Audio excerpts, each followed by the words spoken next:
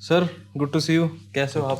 खैरियत है, ठीक है। तो बहुत अच्छा आपने रहा। ये इतनी खूबसूरत किताब लिखी है, सिकवाय हिंद, जी और इसमें साथ ही साथ में आपने गिला सिकवे की बात कर दी, जो इकबाल भी करते थे। 1909 में उनकी पोएम थी। जी जी तो जी। क्या गिले सिकवे हो गए सर?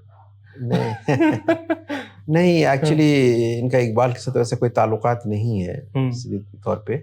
हम्म। बात होता है कि हमारे जो एडिटर थे उनको ये टाइटल बड़ा पसंद आया। हम्म। हम तो हिंदुस्तान के मुसलमानों का जो अभी का हालत है हम्म। उस सिलसिले में, अभी का जो सियासत है उस सिलसिले में इसको हम्म। डिस्कस करना चाहते थे, एक हिस्टोरिकल पर्सपेक्टिव लेके। हम्म। क्योंकि मेरा ये समझना है कि हिंदुस्तान के मुसलमानों का जो हालत है उसको समझने के लिए इंडियन हिस्ट्री को भी समझना ज़रूरी है। हम्म। क्योंकि मुस्लिम आइडेंटिटी को मैं एक हिस्टोरिकली डेंस आइडेंटिटी की हैसियत से मानता हूँ। हम्म। तो ज़्यादातर जो हमारा डिस्कशन होता है हम्म। वो मुस्लिम माइनॉरिटी के हैसियत से होता है, माइनॉरिटी हम्म। के हैसियत से होता है।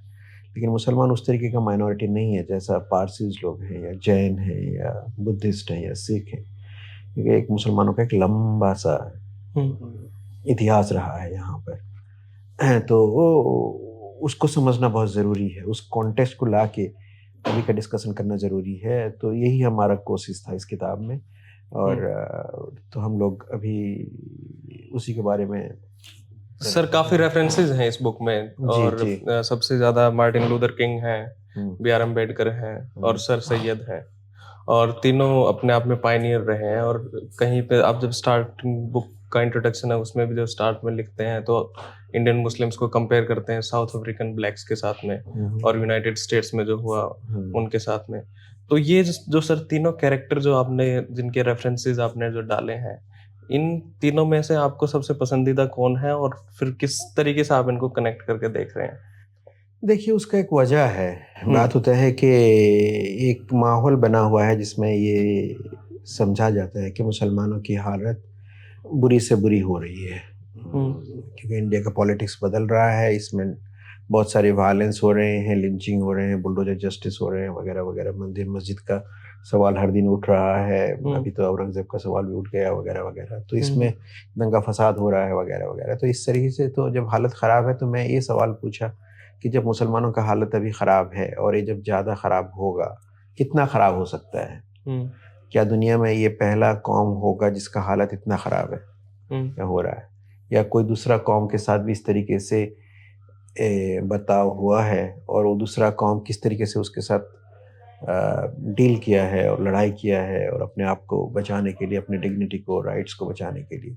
तो वहाँ पे अफ्रीकन अमेरिकन्स का सवाल आता है। हम्म। क्योंकि अफ्रीकन अमेरिकन्स लोग, उन लोग स्लेव थे, स्लेव से अभी उनका इक्वल कंडीशंस हम्म। के लिए काफ़ी सारा स्ट्रगल हुआ, सिविल राइट्स हम्म। मूवमेंट हुआ। तो उसको मार्टिन लूथर किंग साहब हम्म। ने उसको आगे बढ़ाए और उसके बारे में बहुत सारा चीज़ लिखे, वगैरह हम्म। वगैरह। तो उसी तरीके से हिंदुस्तान में दलितों की हालत बहुत बुरी थी, उनके हम्म। साथ बहुत ही ज़्यादती हुई और अनटचेबिलिटी की बहुत सारी हुई। तो उसको ये करके अभी हम लोग रिजर्वेशन पॉलिसी करके, अभी जैसा अभी इंडिया की एक प्रेसिडेंट जो है वो ट्राइबल कम्युनिटी से आती हैं, उसके पहले से एक दलित प्रेसिडेंट थे। हिंदुस्तान का संविधान अम्बेडकर ने बनाया। तो ये सारा चीज़ हुआ अबाउट। तो मैं इसीलिए उन सब दूसरे दूसरे जो कौम है जिन लोग इससे बुरा हालत और इससे बुरा सिचुएशंस देख के गुजरे हैं, हम्म। उसके बारे में जो लोग लिखे हैं, क्या लिखे हैं, कैसा लिखे हैं, उसके बारे में क्या सॉल्यूशन दिए हैं, उसका इंसाइट्स लाने के लिए मैं मार्टिन लूथर किंग और अम्बेडकर वगैरह को सामने में ले आया। और साथ सैयद अहमद ख़ान का तो एक ख़ास अहमियत है मुस्लिम हिस्ट्री में, क्योंकि सिपाही मिटने के बाद मुसलमानों की हालत भी बहुत ख़राब थी। तो सर सैयद अहमद ख़ान ने एक उसका एजुकेशनल इंटरवेंशंस करके थोड़ा बहुत रिफॉर्म लाया था। वो एक बहुत बड़े टावरिंग फिगर थे, इंटेलेक्चुअल थे हम्म। उनके ज़माने में। तो अलीगढ़ में अलीगढ़ मुस्लिम यूनिवर्सिटी बनाया था, तो इसलिए उनका रेफरेंस देना ज़रूरी है। ओके, लेकिन मैं ये कहता हूँ कि सर सैयद अहमद ख़ान जिस मुसलमानों के बारे में बात करते थे, हम जिस मुसलमानों के बारे में बात कर रहे हैं, उसमें काफ़ी फ़र्क है। सर सैयद अहमद ख़ान जो मुसलमान के बारे में बात करते थे, उस मुसलमान अभी हिंदुस्तान में पूरा नहीं है। हम्म। उसमें कुछ लोग पाकिस्तान चले गए, पाकिस्तान बन गया। कुछ हम्म। बांग्लादेश चले गए, बांग्लादेश हम्म। बन गया। कुछ लोगों को आजकल मुहाजिर कहला जाता है, कुछ लोगों को आजकल बांग्लादेशी रिफ्यूजी कहला जाता है, बहुत सारे। पाकिस्तान में कहते हैं ना मुहाजिर से। मुझे सही तरीके से मैं एग्ज़ैक्ट नंबर बता नहीं पाऊँगा, लेकिन बहुत सिग्निफिकेंट नंबर है। हम्म। माइनॉरिटीज़ हैं, वो एग्जैक्टली नंबर मुझे दिमाग में नहीं है अभी। मुहाजिर का मतलब होता है रिफ्यूजी, जो आदमी दूसरी जगह से आकर यहाँ पर बसा हुआ है। तो हिंदुस्तान से जितने लोग यहाँ से गए हैं, जैसा हमारे मुशर्रफ साहब थे, वो भी मुहाजिर थे, उनको मुहाजिर कहला जाता है। तो नेटिव पॉपुलेशन जो थे वहाँ के पंजाबी वगैरह थे, उन लोग नेटिव कहते हैं, तो इनको मुहाजिर कहते हैं। तो वो ज़्यादातर कराची वगैरह जगह में रहते हैं, ब्यूरोक्रेसी में रहते हैं वगैरह वगैरह। तो मेरा ये कहना है कि सर सैयद अहमद ख़ान जिस मुसलमान के बारे में बात करते थे, उस मुसलमान का नाम बहुत सारा नाम हो गया है अभी। डायस्पोरा में बहुत सारे मुसलमान हैं, अमेरिका में हैं, इंग्लैंड में हैं, पाकिस्तान से हैं, बांग्लादेश से हैं, इंडिया से हैं, उन लोग सब हैं। तो सर सैयद अहमद ख़ान इन सारे मुसलमानों के जो थे बुजुर्ग उस वक्त ज़माने में, उन सबों के बारे में बात करते थे। हम तो एक छोटा सा मुल्क जो हमारा अभी इंडिया रहा है, उसके अंदर में जो मुसलमान है, इंडिया के मुसलमान है, हम उन्हीं के बारे में बात करते हैं, है ना। तो ये फ़र्क है। ओके। थोड़ा सा। हाँ, वो टाइम भी अलग था। वो सर, टाइम। एक बड़ी स्टार्टिंग में आपने किताब में लिखा है कि भाई जो डोमिनेंट कास्ट जो है कंट्री की, वो मुस्लिम्स के अगेंस्ट हो गई है, जिसकी वजह से मेजोरिटेरियनिज्म जो है वो बहुत ज्यादा इम्पैक्ट कर रहा है और एक हेट हो रहा है। पर जो डोमिनेंट कास्ट है वो तो बीजेपी उनके अगेंस्ट ऑलरेडी है, उनको तो आजकल न्यू नॉर्मल और न्यू मुस्लिम कहते हैं। तो वो ये किस तरीके का कॉन्ट्रडिक्शन आप देख रहे हैं? जैसे मैं आपको बताऊं तो हरियाणा में जाट्स जो हैं, जो डोमिनेंट कास्ट है, या गुजरात में पटेल जो है, या महाराष्ट्र में मराठा जो है, तो उन सब के तो बीजेपी खुद खिलाफ है। फिर आप उसको किस तरीके से जस्टिफाई करते हैं कि डोमिनेंट कास्ट जो है उसकी वजह से मेजोरिटेरियनिज्म बढ़ रहा है और वो उसकी वजह से मुस्लिम की कट्टरता ये हो रहा है? नहीं, मैं इस तरीके से उसको नहीं देख रहा हूँ। पहली बात रही, जहाँ तक मैं बीजेपी को समझता हूँ, बीजेपी का कोशिश है उस सारे हिंदू कम्युनिटी को इकट्ठा करने का। तो कभी-कभी कहीं पर कोई एक पर्टिकुलर ग्रुप उनके पॉलिटिक्स के साथ राज़ी नहीं होता है, तो उसके खिलाफ हो जाता है। जैसा गुजरात में पटेल कम्युनिटी, हार्दिक पटेल था, उसने कुछ मूवमेंट किया, उसके खिलाफ में हो गया, कुछ दिन के लिए वहाँ पे चले गए। जैसा अभी कुछ कम्युनिटी जो रिजर्वेशन चाहते हैं महाराष्ट्र में, उन लोग भी कुछ वहाँ पे प्रोटेस्ट वगैरह किए थे। जैसा उत्तर प्रदेश में यादव कम्युनिटी ज़्यादातर समाजवादी पार्टी के साथ है। लेकिन बीजेपी का तो कोशिश रहता है कि सारे हिंदू कास्ट कम्युनिटीज़ को इकट्ठा करने के लिए। ये कोशिश तो बीजेपी का रहता है। कहीं पे कामयाब होता है, कहीं पे नहीं कामयाब होता है, वो दूसरी बात है। इकट्ठा करने की पर्पज क्या होता है सर उनका इकट्ठा करने का? वेल, हिंदू राष्ट्र बनाने के लिए सारे हिंदुओं को इकट्ठा करना एक उनका सोच है। तो इसलिए उन लोग इकट्ठा करने की कोशिश करते हैं। तो क्योंकि ये सीधी सी बात है, नई बात नहीं है। बीजेपी बनने के बहुत पहले से हिंदू राइट की ये थिंकिंग थी 1920 से, कि जब इंडिया एक डेमोक्रेसी होगा तो हमारा पॉपुलेशन 80% है, अब सारे 80% हमारे साथ तो आ गए, तो अब बाकी सारों की कोई ज़रूरत नहीं है, हो गया।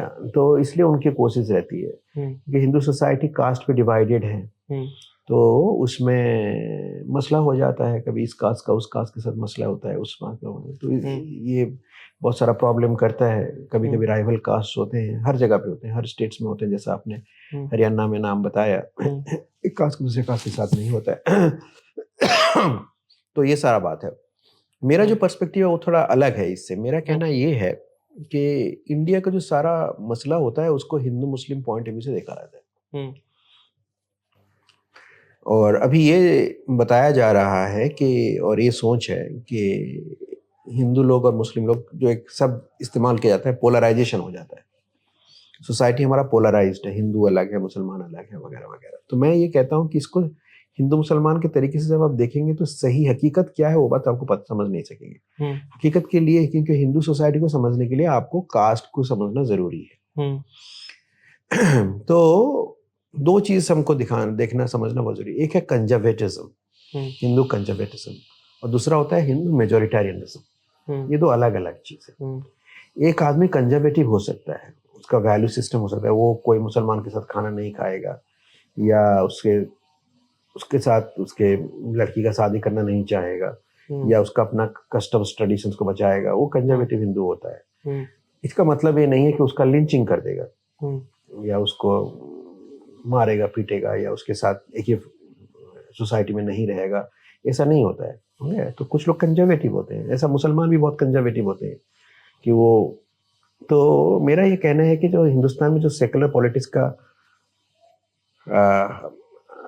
जो अभी इतना बुरा हालत हुआ है उसका उसको समझने के लिए आपको ये समझना पड़ेगा। मैं पहले तो ये कहता हूँ कि हिंदुस्तान कभी सेकुलर नहीं था। ये हमारा सोसाइटी जो था वो काफी रिलीजियस सोसाइटी है। 98% आदमी हमारे सोसाइटी में रिलीजन पे बिलीव करते हैं और अपना एक बहुत ही डीपली रिलीजियस आइडेंटिटी पे विश्वास करते हैं। इसका मतलब ये नहीं है कि एक रिलीजन का आदमी दूसरे रिलीजन के साथ इकट्ठा नहीं रह सकता सोसाइटी, कि उसके लिए उसको हर त्योहार में झगड़ा होना चाहिए, पुलिस आना चाहिए, माहौल खराब होना चाहिए, वह नहीं होना चाहिए। या हर जुम्मे की नमाज में कुछ गड़बड़ होना चाहिए, या ईद में गड़बड़ होना चाहिए, या दशहरे में गड़बड़ होना चाहिए, या होली में होना चाहिए। जो माहौल अभी बन गया है हिंदुस्तान में बहुत जगह पर, हमको ये खबर बार बार आता है कि यहाँ पे चला गया, वहाँ पे पत्थरमारी हो गई, वहाँ पे बुलडोजर जस्टिस हो गया, इतने लोगों को यहाँ पे अरेस्ट हो गया वगैरह वगैरह। तो सोसाइटी रिलीजियस मल्टी रिलीजियस रहने के बावजूद भी पीसफुल रह सकता है। ओके। और हमारा ये इसका जो मिसाल हम अपने जो अभी का इतिहास है 1940s 50s 60s 70s 80s में हम लोग देखे हैं कि लोग सोसाइटीज में रहते हैं और किसी का ये त्यौहार होता है वो त्यौहार होता है तो लोग मानते हैं, रहते हैं। लेकिन अभी हम लोग ये देखते हैं जो तानाशाही है वो ज्यादा बढ़ गया है, जिसको इन लोग पोलराइजेशन पॉलिटिक्स कहते हैं, और ये एक कॉन्शियस एफर्ट्स के हिसाब से हुआ है। सोसाइटी में ये तब्दीली आया है। और ये नहीं कि हमारा सोसाइटी कभी रिलीजन पे विश्वास नहीं करता, हमारा सोसाइटी हर वक्त रिलीजन में विश्वास किया जाता था। नेहरू जी भी जब हमारा सरकार बना था वहां पे पूजा पाठ वैसे ही किए थे जैसा मोदी साहब किए थे, है ना। आप एक एंडरसन साहब है, उनका किताब है इंडियन आइडियोलॉजी, उसमें जब पढ़ेंगे उसमें डिटेल डिस्क्रिप्शन दिए हैं कि इंडिया का सेकुलर स्टेट बना है लेकिन नेहरू जी इतना पूजा पाठ करके उसको बनाए हैं। तो बात होता है कि हमारा रिलीजन के ऊपर में लोगों का इतिहास और रिलीजन के खिलाफ में स्टेट हमारा कभी नहीं था। जैसे तो, सर तो मैं थोड़ा इसको समझाना जरूरी है। तो मेरा ये कहना है कि हिंदू सोसाइटी को समझने के लिए हिंदू सोसाइटी का जो डोमिनेंट कास्ट है उसको समझना जरूरी है। ठीक है। क्योंकि हिंदू सोसाइटी का जो डोमिनेंट कास्ट है वो बेसिकली बाकी सारे कास्ट के लोगों का बिहेवियर को कंट्रोल करता है। तो जो थोड़ा बहुत हमारे अंदर में टॉलरेंस था, ये सेक्युलरिज्म था, जिस तरीके से भी आप उसको डिस्कस करें, उसका सबसे बड़ा ये वजह था कि डोमिनेंट कास्ट उसको एक्सेप्ट कर लिया था। अभी डोमिनेंट कास्ट उसको एक्सेप्ट नहीं किया है। मेरी कल मुलाकात हुई, अभी हमारी एक बहुत बड़ी प्रोफेसर है अमृता बासु, उनका एक किताब है भावलेंट कंजेक्चर्स इन डेमोक्रेटिक इंडिया करके कैम्ब्रिज यूनिवर्सिटी से पब्लिश हुआ है। तो मैं कल उनको बता रहा था ये बात, कल इंडियन हेल्थ सेंटर में उनसे मुलाकात हुई थी मेरी। तो उस किताब में उन्होंने रिसर्च करके ये लिखा है कि वो 4 स्टेट को स्टडी किए हैं, गुजरात को स्टडी किए हैं, उत्तर प्रदेश को स्टडी किए हैं, हरियाणा को स्टडी किए हैं, राजस्थान को स्टडी किए हैं और हिमाचल प्रदेश, ऐसे 4-5 स्टेट को उन्होंने स्टडी किया है। और उन्होंने वहाँ पे ये डेमोन्स्ट्रेट किया है, दिखाया है कि जहाँ पर अपर कास्ट बीजेपी के साथ फुल सपोर्ट दिया है वहाँ पर एंटी मुस्लिम वायलेंस बढ़ गया है। अच्छा। हाँ, ये चीज़ उन्होंने लिखा है, अमृता बासु है उनका नाम। तो मैं एक सोशल साइंटिस्ट के हैसियत से सारा रिसर्च को देख के मैं बोलता हूँ। तो मेरा ये कहना है कि डोमिनेंट कास्ट को इसलिए समझना पड़ेगा। आपका जब डोमिनेंट कास्ट सेकुलरिज्म को या टॉलरेंस को एक्सेप्ट कर लेता है तो सोसाइटी में जो नॉर्मल सी था वो नॉर्मल सी फिर आ जाएगा। जब डोमिनेंट कास्ट इसको एक्सेप्ट नहीं करता है, कोई दूसरा नजराना से देखता है, तो यहाँ पर जो तब्दीली आई है ये तब्दीली और भी बुरा हो सकता है, ये मेरा कहना है। ओके। तो इसको हिंदू मुस्लिम हर हिंदू इसमें नहीं रहता है, क्योंकि आप जब एनालिसिस करेंगे एम्पिरिकली, जो हिंदुत्व आइडियोलॉजी है वो हिंदुइज्म से अलग है। हिंदुत्व आइडियोलॉजी जो है वो तो सावरकर साहब ने बनाया, वो एक पॉलिटिकल प्रोजेक्ट है। हिंदुइज्म तो एक बहुत बड़ा धर्म है। जब मैं उड़ीसा से आता हूँ, हम लोग के वहाँ मुसलमान 2% से कम है। मेरा बचपन से पढ़ाई से सब तक मेरा कोई क्लासमेट मुसलमान नहीं था, मेरे सारे दोस्त हिंदू थे। तो मैं इस तरीके से समाज से आकर मुझे जब कोई पूछेगा कि हिंदू लोगों के साथ आप नहीं रह सकते, तो मैं कभी एक्सेप्ट नहीं करूँगा, क्योंकि मैं खुद ही, मेरे सारे अच्छे दोस्त जो हैं बचपन से सारे मेरे हिंदू भाई हैं। अभी भी मेरे कोई सबसे अच्छे दोस्त जो है, मैं जामिया में पढ़ाने के लिए यहाँ जब आया तो तब मुझे मेरे सेलफोन में मुसलमान का नाम आया। उसके पहले से मेरे सेलफोन में कभी आप कोई मुसलमान का नाम ही नहीं देखते रहते थे। तो मेरे सारा और हर कास्ट के दोस्त थे। ठीक है। तो मैं एक मिसाल पे देता हूँ, जो इसका मतलब ये नहीं कि सोसाइटी में प्रेजुडिसेस नहीं थे, सोसाइटी में प्रेजुडिसेस थे, कंजर्वेटिव की वजह थे वगैरह वगैरह। हमारे बचपन के टाइम में तो हम लोग बीजेपी का नाम ही नहीं सुने थे, हाँ, तब तो थी ही नहीं ये वो। थी ही नहीं वगैरह। तो मैं कहूँगा एक छोटा सा मिसाल देता हूँ, हुँ, बड़ा मज़ेदार मिसाल है। तो जब मैं स्कूल में पढ़ रहा था तो हमको संस्कृत और हिंदी के अंदर में चॉइस लेना पड़ता था कुछ लैंग्वेज को पढ़ने के लिए। तो हुँ, मेरे फादर ने मुझे बोले कि आप संस्कृत लो, क्योंकि हुँ, संस्कृत हमारे सिविलाइजेशन का लैंग्वेज है, हुँ, और इसको जब अभी तुम नहीं सीखोगे फिर कभी सीखोगे नहीं। हुँ, हिंदी तो हम लोग मुस्लिम फैमिली में हम लोग उर्दू में बात करते हैं, तो हिंदी तो हमको थोड़ा बहुत पता ही रहता है, उसकी सीखने की कोई ज़रूरी नहीं, उतना दिक्कत नहीं होगा। तो संस्कृत में मैं मेरे सारे दोस्तों से, क्लासमेट्स में मैं सबसे अच्छा, हुँ, ज़्यादा नंबर लाता था। तो मेरे जो पंडित जी थे जो हमको संस्कृत पढ़ाते थे, वो थोड़ा इसमें उनको थोड़ा अजीब सा लगा कि मुसलमान बच्चा हुँ, कैसे संस्कृत में इतना अच्छा नंबर लेके आ रहा है। हुँ, तो एक बार मैं 10वीं क्लास में जब था, मेरा फाइनल एग्ज़ाम चल रहा था, उसी के आस-पास में मैं गया मेरे मैथ टीचर के साथ मिलने के लिए, तो वहाँ पे हमारे पंडित जी भी बैठे थे। हुँ, तो हमारे मैथ टीचर उनको पूछे कि मुझे दूसरे सारे पेपर्स में कैसे अपना तैयारी कर रहा है वगैरह, कैसा परफॉर्म कर रहा है। दे हुँ, वर एक्सपेक्टिंग कि मैं बहुत अच्छा नंबर लेके आऊँगा, क्योंकि 10th hmm, hmm, standard I was a topper in the school, hmm, तो इसलिए वो सोचते थे। तो मेरे पंडित जी बोले कि यार संस्कृत में तो वो बहुत अच्छा कर रहा है। हुँ, तो मैं तो ताज्जुब इसलिए हूँ कि मुसलमान बच्चा संस्कृत में कैसे इतना अच्छा कर सकता है, जबकि हुँ, मेरे साथ वाले जो ब्राह्मण बच्चे थे उन सबों से मेरा संस्कृत अच्छा था। हुँ, तो कहते-कहते उन्होंने ये कह बैठा कि maybe he was Brahmin in his previous birth. कि वो उसके पहले जन्म में कहीं ब्राह्मण होगा, तो इसके लिए ये संस्कृत इतना अच्छा कहता है। तो मतलब ये होता है संस्कृत में इतना अच्छा नंबर ला रहा है। हुँ, तो ये इसका मतलब ये मैं कहना चाहता हूँ, इससे मैं बहुत सारे तजुर्बे हुँ, बताऊँगा। ऑब्वियसली हाँ। या मैं जब 6th स्टैंडर्ड में गया स्कूल में, तो हम हॉस्टल में गए, मैं स्कॉलरशिप पाया था, मुझे हॉस्टल में रखा गया। हुँ, पहली रात का मैं तजुर्बा बताता हूँ, मेरे हॉस्टल का रूम था, उस रूम में 2 2 मेरा एक दूसरा ही बच्चा, नया बच्चा आया था हुँ, और मैं था। तो नया बच्चा जो था वो हिंदू बच्चा था। हुँ, तो हम लोग छोटे-छोटे बच्चे थे, 10-11 साल के बच्चे थे, 11-12 साल ऐसी उम्र होगा। हम लोग लाइट ऑन करके रात में सोए कमरे में। तो मैंने देखा वो बच्चा सो नहीं रहा है। हुँ, मैं जैसा उठ के बैठ जाता हूँ, मस्कीटो था, मच्छर लगते थे, तो मस्कीटो नेट के अंदर में थे हम लोग। तो मैं बैठता हूँ तो वो भी बैठ जाता है। मैं जब बाथरूम गया, वो उठ के बैठा रहता है, मैं बाथरूम से आया तो वो फिर, हुँ, मैं ये चीज़ नोटिस किया कि रात भर वो सोआ नहीं। तो उसके बाद में कुछ दिन चले गए तो हमारी अच्छी दोस्ती हो गई उनके साथ। हुँ, वो हमारे घर जाना ना किए। तो एक दिन बातों-बातों में उन्होंने पूछा, मैं बोला कि पहले रात में तो ऐसा-ऐसा हो रहा था, तुमने तो सो नहीं रहा था। तो उसने भी बोला हुँ, एक बार, बोले कि फर्स्ट नाइट तो मैं तेरे उस कमरे में सो नहीं पाया। मैं बोला क्यों नहीं सो पाया? कि हमने सुना है मुसलमान लोग इस तरीके से वायलेंस करते हैं, मारा-मारी करते हैं, तो मैंने डर गया कि तू मुझे मार नहीं देगा रात में। गला काटेगा ये बंदा है। हाँ। तो इसका आरएसएस वगैरह से कोई ताल्लुकात नहीं है, हाँ, है ना? ये प्रेजुडिस सोसाइटी में हमारा है। एक कॉन्शियसनेस है। कॉन्शसनेस एक सोसाइटी में है। हुँ, जैसे मुसलमानों का गैर मुसलमानों के साथ, हुँ, गैर मुसलमानों का इसके साथ, इस कास्ट हुँ, के साथ, उस कास्ट के साथ। जी, तो इसलिए मैं ये कहता हूँ कि हिंदुस्तान का जो सबसे बड़ा मुद्दा है, वो समानता का मुद्दा है। हुँ, क्योंकि जो अंग्रेजी में कहने से होगा, the fundamental problem of society is how we deal with equality. There is an issue of equality between castes, hmm, between religion hmm, and between gender. Okay, ये 3 चीज़ को लेके हमारा इंडिया स्ट्रगल कर रहा है। हुँ, हमारा संविधान पहला संविधान है जो कि कोशिश किया है इन तीनों चीज़ को डील करने के लिए, हुँ, लाने के लिए। अब उसमें कुछ देर तक कुछ जगह पर सक्सेस हुआ है, कहीं पर फेलियर हुआ है। तो हिंदू मुसलमान का प्रॉब्लम भी इक्वालिटी का प्रॉब्लम है। ओके। सर, आप जैसे लिखते हैं कि एक मुस्लिम आइडेंटिटी है जो इवॉल्व हो रही है इतने साल से। पहले इन्होंने रूल किया और फिर अब का टाइम जो है।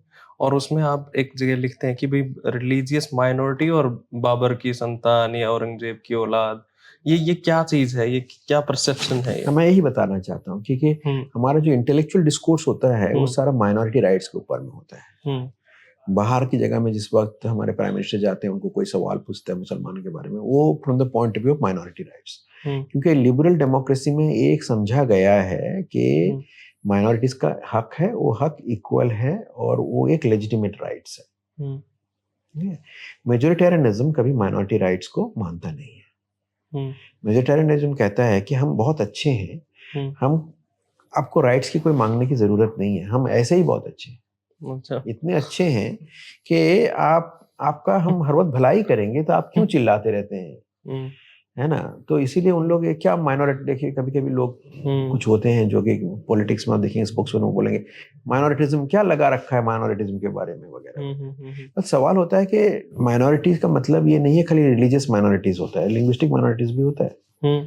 अभी जो हमारा हिंदी तमिलनाडु का साथ जो चल रहा है वो क्या है, Hindi is a dominant vegetarian language है, मेजोरिटी लोगों का लैंग्वेज है, वहाँ पे वो माइनॉरिटी का उन लोग कहते नहीं हमारा लैंग्वेज रहना चाहिए, तुम्हारा लैंग्वेज नहीं रहना चाहिए। हमारा भाषा आंदोलन तब बहुत बड़ा हुआ था, जिसके बेसिस में लैंग्वेज की ऑर्गेनाइजेशन हुई थी। तो हमारे हिंदुस्तान में क्या हुआ कि माइनॉरिटी राइट्स जो हुआ समहाउ अदर, ये हिंदू मुस्लिम डिबेट के अंदर में रह गया। ओके। तो जो लोग हिंदुत्ववादी हैं उन लोग समझते हैं minority rights is basically Muslim project. Okay, minority rights में सिख का भी फायदा होता है, इसका भी फायदा, जैसा गुजरात का कोई आदमी दिल्ली में रहता है तो वो गुजराती लैंग्वेज वो माइनॉरिटी है यहाँ पर, या पंजाबी बोलो या फिर वो तो माइनॉरिटी है, लेकिन उसको माइनॉरिटी राइट्स के हिसाब से देखा नहीं जाता है, पॉपुलर कंसेप्शंस नहीं है, क्योंकि हिंदू मुस्लिम प्रॉब्लम हमारा इतना डोमिनेंट रह गया। क्योंकि हमारा जो सेकुलरिज्म और माइनॉरिटी राइट्स दोनों डिबेट, वो दोनों इवॉल्व हुआ in the context of Pakistan movement. Okay. जो 30-40 साल 20-30 साल जो डिबेट चला नेशनल लेवल में, पॉलिटिकल लेवल में, वो उस सिलसिले में आता, तो वो उसका मुस्लिम आइडेंटिटी के साथ एक जबरदस्त कनेक्शन रहा, उस कनेक्शन को डिसएंटैंगल कर नहीं सके। जैसे हमारा माइनॉरिटी कमीशन होता है, वो रिलीजियस माइनॉरिटी के बारे में होता है, लिंग्विस्टिक माइनॉरिटी के बारे में नहीं है, उसमें होना भी चाहिए लेकिन उसमें नहीं होता है, लेकिन ज्यादातर रिलीजियस, वो भी शायद ज्यादा उसमें मुस्लिम के ऊपर में ज्यादा फोकस रह गया, तो वो एक सबसे बड़ा मसला रह गया उसके बारे में। सर, तो ये बाबर संतान का बात मैं कहता हूँ कि हम लोग तो इसको इस तरीके से देखते हैं, लेकिन कुछ लोग उसको मुसलमान को औरंगजेब का औलाद कैसे से देखता है, गाली देता है, या बाबर संतान कैसे से देखता है ना? उसका हिस्टोरिक कॉन्शियसनेस उस तरफ जा रहा है ना? सिख माइनॉरिटी को कोई इस तरीके से नहीं देख सकता, कोई बोले कभी, जैन को कोई नहीं देखता इस तरीके से, है ना? लेकिन मुसलमान, क्योंकि मुसलमान का जो आइडेंटिटी है वो इतना लंबा सा चक्कर है, उसका डिफरेंट लेयर्स है।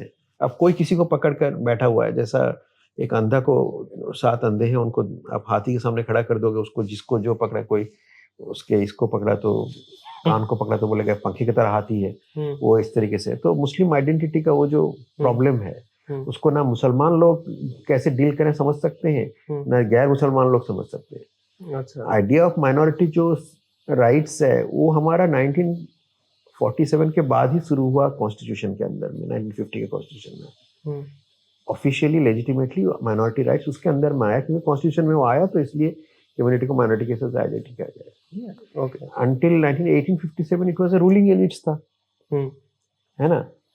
तो ये जो डिस्टिंक्शन है, ये डिस्टिंक्शन आम इंसान के अंदर के दिमाग में नहीं रहता है, पॉलिटिशियंस के दिमाग में नहीं रहता। इंसान मुस्लिम को इस तरीके से क्यों देखता है कि ये आक्रमणकारी है? उसका क्या एक रीजन ये भी है, जैसे आपने बुक में भी मेंशन किया है कि हिंदुइज्म के अलावा जितने भी धर्म हैं उनको हिंदू मेजोरिटेरियनिज्म जो है वो उस नफरत की निगाह से नहीं देखता, जैसे जैनिज्म है या और है, क्योंकि वो धर्म यहीं पे उत्पन्न हुए हैं, इसी लैंड के हैं।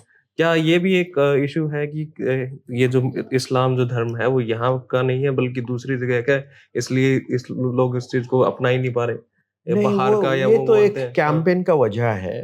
इसका 2 तरीके से, कुछ लोग कहते हैं कि इसका सबसे बड़ा वजह है, वो एक अंग्रेज हिस्टोरियन थे जेम्स मिल, हाँ, वो आपने वो जिक्र किया, हाँ, वो सारे वो 2 नेशन थ्योरी, हाँ, वो सारा उनके वजह से है। और कुछ लोग कहते हैं कि हाँ, ये जो डिस्टिंक्शन है कि जो सावरकर साहब का डिस्टिंक्शन है कि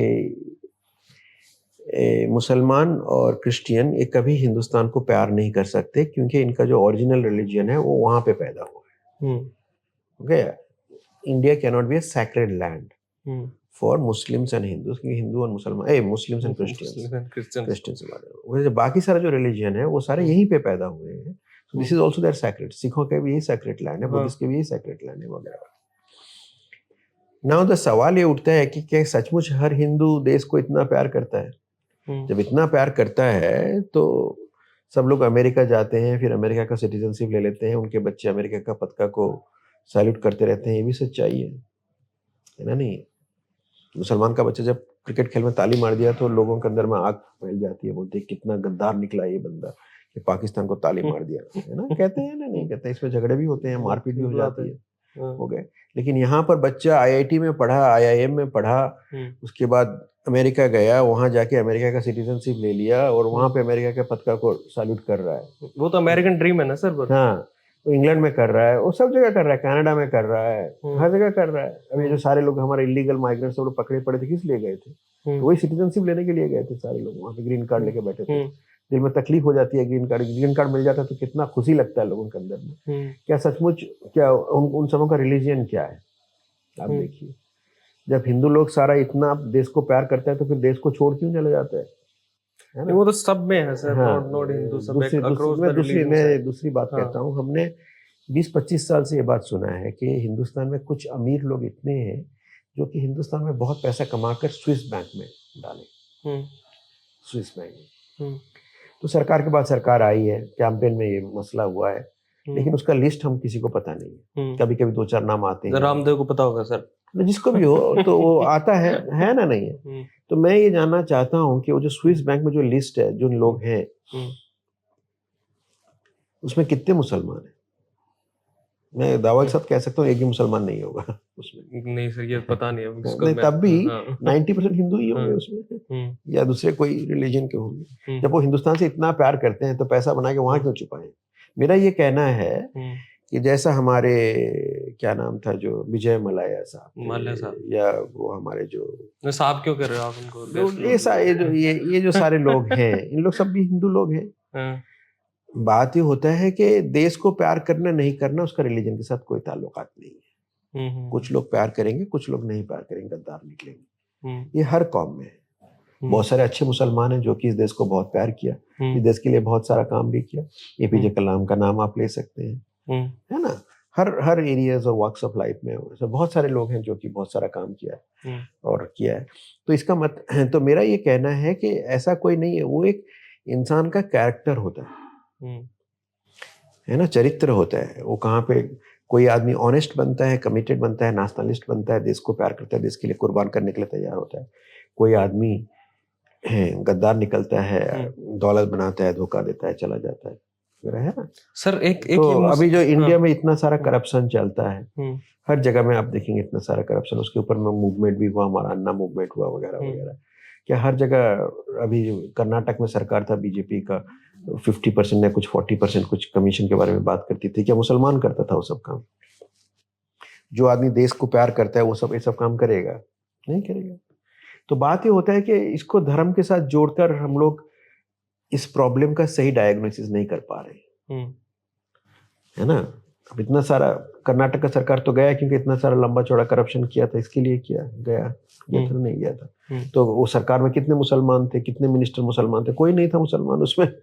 सारा कर्नाटक बोमाई का जो सरकार था उसमें एक भी कोई मुसलमान नहीं थे, है ना? क्योंकि ज्यादातर बीजेपी के गवर्नमेंट में कोई मुसलमान नहीं रहता है, मिनिस्टर एमएलए नहीं रहते, वो टिकट ही नहीं देते। हाँ, तो बात ये होता है। तो मेरा ये कहना है कि आप जब इसको सोचेंगे तो रिलीजन का उसके कोई ताल्लुकात नहीं होता है।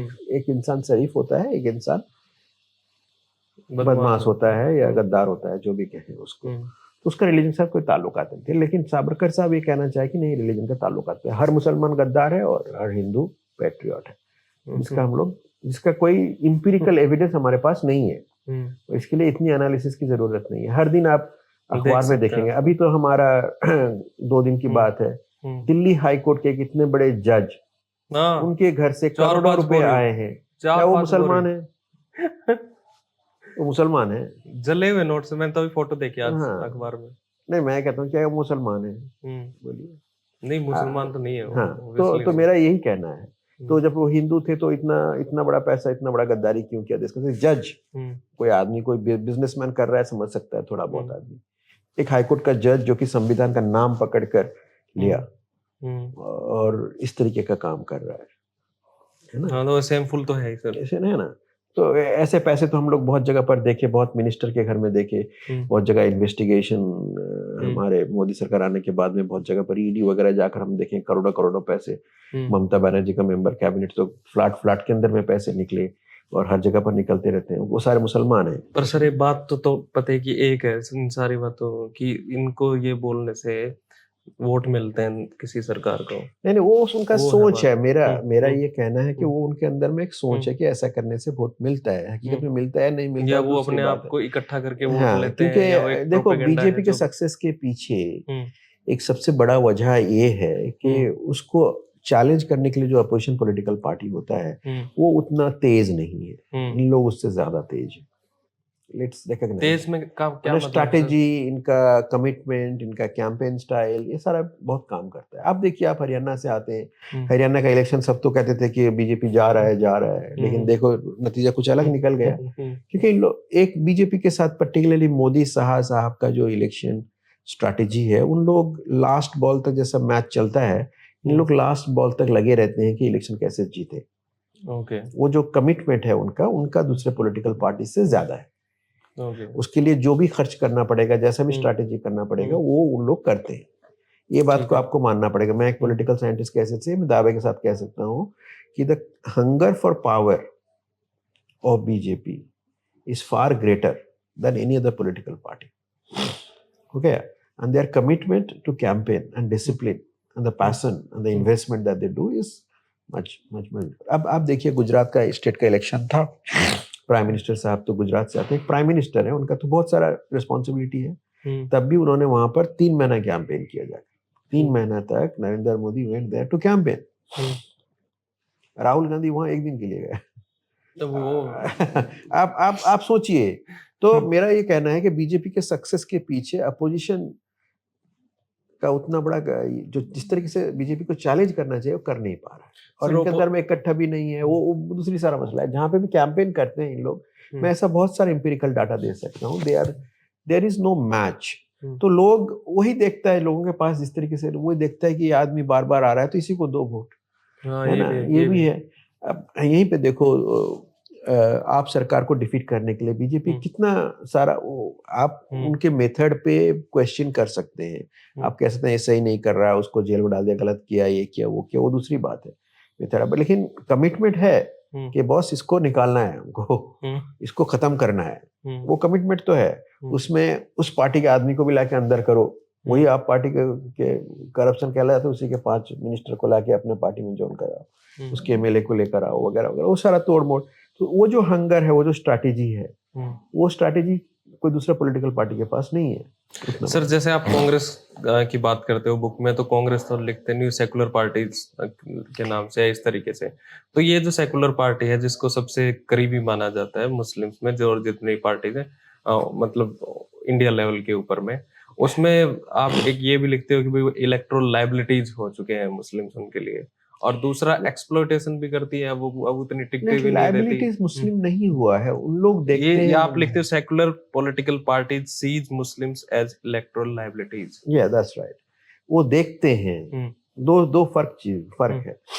अब आप जब देखेंगे कांग्रेस पार्टी को, कर्नाटक में कांग्रेस पार्टी ने जीता, वहां के सारे मुसलमान लोगों ने कर्नाटक में इसको दिया। दिल्ली में आप पार्टी जीता, अभी अभी इलेक्शन में आप पार्टी जीता, यहाँ पे जो 6-7 मुसलमान जीत कर आए हैं वो सारे आपके हैं, 6-7 कॉन्स्टिट्यूएंसी में। तो मुस्लिम्स ने आप पार्टी को वोट दिया, बीजेपी को नहीं दिया ज्यादातर। ओके, तो इस तरीके से हम कई मिसाल आपको दे सकते हैं। वेस्ट बंगाल का मिसाल दे सकते हैं, उत्तर प्रदेश का जो अभी इलेक्शन हुआ था उसमें हम मिसाल दे सकते हैं। ज्यादातर समाजवादी पार्टी को मुसलमान लोगों ने दिया। तो मुसलमान लोग का जो वोटिंग बिहेवियर है, उसमें जो एक डोमिनेंट वोटिंग बिहेवियर ये है कि जो बीजेपी को हराएगा हम उसको देंगे। तो इसलिए वो यूपी में कांग्रेस को नहीं दिया, उन्हें समाजवादी पार्टी को दिया। बंगाल में उन्होंने टीएमसी को दिया, कांग्रेस को नहीं दिया। कर्नाटक में इन्होंने कांग्रेस को दिया। तो इस तरीके से मुस्लिम ने यहाँ पे इन्होंने आपको दिया, कांग्रेस को नहीं दिया, क्योंकि आप was in a better position to defeat. Last time भी दिया था, लेकिन आपसे लोग थोड़ा बहुत नाराज थे दिल्ली राइट के बाद में, और साइन बाग मूवमेंट में आपने उतना साथ नहीं दिया, इसलिए नाराज थे वगैरह। तो जो भी एमएलए थे उन लोग। तो मेरा ये कहना है कि क्योंकि बीजेपी हिंदुत्व पॉलिटिक्स इतना सक्सेसफुल हो गया है, तो उसमें जो ये सेकुलर पॉलिटिकल पार्टीज हैं, उन लोग ये सोचते हैं कि बॉस हम लोग सेकुलरिज्म करते हैं इसलिए लोग वोट नहीं देते हैं। उन लोग हिंदुत्व कहते हैं तो वोट देते हैं, इसलिए उन्होंने सॉफ्ट हिंदुत्व स्ट्रैटेजी अप्लाई किया। जैसे मध्य प्रदेश में उन्होंने सॉफ्ट हिंदुत्व स्ट्रैटेजी अप्लाई किया। ये तो आपने भी अपनाई थी दिल्ली में आप सर। में दिल्ली में आपने किया हनुमान हनुमान, उन्होंने प्रशांत किशोर उनको समझा दिया उनको इस तरीके से करने के लिए। लेकिन मेरा अपना जो सोच है कि इंडियन सोसाइटी में वो लेवल का उतना नहीं है। आप सेकुलरिज्म के बारे में बात करके इलेक्शन जीत सकते हैं, मुस्लिम्स के बाद में आम इंसान के अंदर में उतना नफरत नहीं है जितना बताया जाता है। कुछ सेक्शंस में है लेकिन उतना नहीं है। लेकिन सेकुलर पॉलिटिकल पार्टीज ये बात को मानने के लिए तैयार नहीं है। उनके उन लोग समझते हैं, क्योंकि उन लोग शॉर्टकट ढूंढ रहे हैं, क्योंकि बहुत सारा देखो जो so called secular political party जो इंडिया में है वो बेसिकली डायनास्टिक पॉलिटिकल पार्टीज है। जो डायनास्ट है उनका जो आम जमीनी तौर पे जो सोच अंडरस्टैंडिंग है वो बहुत ही लिमिटेड है, क्योंकि उनका वो जिंदगी के साथ कोई ताल्लुकात नहीं है ना। वो तो पार्टी संभालने के लिए या कुर्सी संभालने के लिए वहां पे बैठे, उनका अपना जिंदगी जो है वो अलग है। तो उनको जो उनका जो एडवाइजर है वो जिस तरीके से बताते हैं वो हिसाब से काम करते हैं, ठीक है ना, वो हिसाब से काम करते हैं। तो आज रिजल्ट उनको समझाया जाता है कि बीजेपी इसलिए, जैसा एक बहुत बड़ा डिबेट हुआ था 2014 के बाद में कि कांग्रेस पार्टी में एक आ गया थियरी, एंथोनी साहब ने रिपोर्ट दे दिया कि Congress lost because it was seen as a pro Muslim party, है ना, एक ऑफिशियल पोजीशन आ गया। उसके बाद से सोनिया गांधी इफ्तार पार्टी देना छोड़ दी। इफ्तार पार्टी में तो गई थी शायद वो इफ्तार पार्टी में गई थी, लेकिन खुद कांग्रेस पार्टी नहीं दे रहा है आजकल इफ्तार पार्टी, क्योंकि देने से वो प्रो इफ्तार पार्टी तुष्टीकरण हो रहा है वगैरह। हाँ, तो ये सारा चीज है। तो लास्ट टाइम भी राहुल गांधी जमा मस्जिद के किनारे जाके सामने कहीं इफ्तार कर रहे थे, तो उस तरीके से हो रहा है। लेकिन जो पार्टी होता है जैसा इफ्तार का होता है, आप जामिया देखेंगे बहुत सारी यूनिवर्सिटीज में एम्बेसीज में होता रहता है इफ्तार पार्टी, तो वो उस तरीके से पहले जैसा होता था वैसा नहीं होता। प्रेसिडेंट देते थे, ये देते थे वगैरह वगैरह, वो नहीं होता है। तो मेरा ये कहना है कि ये जो सेकुलर पॉलिटिकल पार्टीज है, ज्यादातर डायनेस्टिक पॉलिटिकल पार्टी है, उनका सेकुलर अंडरस्टैंडिंग, सेकुलरिज्म के बारे में वो अंडरस्टैंडिंग उनके पास नहीं है। पर सर रीजनल पार्टीज जो है वो तो काफी फेवर करती हैं मुस्लिम्स को, कई ऐसी हैं। हाँ, कई जगह पर है, जैसे तमिलनाडु में है वो बड़ा फेवर करती है।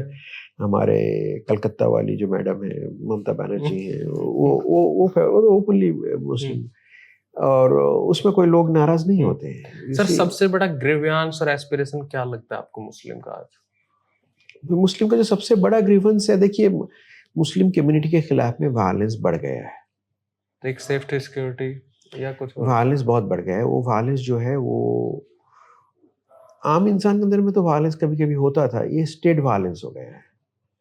स्टेट स्पॉन्सर्ड या स्टेट वायलेंस? स्टेट वायलेंस, जैसा कहीं पे अभी नागपुर में दंगा हुआ तो बहुत सारे लोग अरेस्ट हुए वगैरह वगैरह, उसके बाद स्टेट उनके दखावी में आ गया।